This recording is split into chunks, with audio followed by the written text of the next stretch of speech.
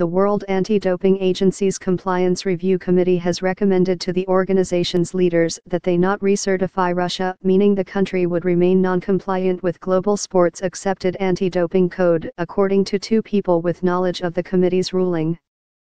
If the agency follows the committee's counsel, the decision could result in Russia continuing to be barred from major events like the New York City Marathon, the World Track and Field Championships and the Paralympics. The international governing bodies for track and field and the Paralympics have said they will not restore Russian athletes' eligibility in their events until WADA has recertified the country's anti-doping agency. The anti-doping agency's leaders will meet in Seoul on Thursday and are likely to announce then that Russia remains non-compliant. While the designation of non-compliant directly affects Russia's sovereignty over its anti-doping program, it is largely a symbolic gesture. The anti-doping agency does not have the authority to bring penalties against Russian athletes. With less than 3 months before the Winter Games in Pyeongchang, South Korea, the International Olympic Committee is weighing how to handle Russia's eligibility for the Games.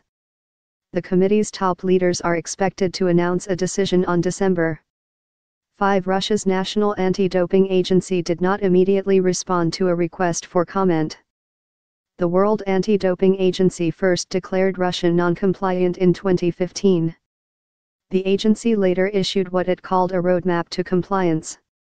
Among several requirements, Russian anti-doping authorities must publicly accept the findings by the Canadian lawyer Richard McLaren, whose investigation determined that Russia's cheating schemes implicated about 1,000 athletes across 30 sports who competed in global competitions from 2011 to 2015. And the Russian government must provide access to stored urine samples in the Moscow laboratory. Russia has not fulfilled either of those demands yet. Russian officials have cited a continuing investigation by its own government for refusing WADA access to lab samples and data.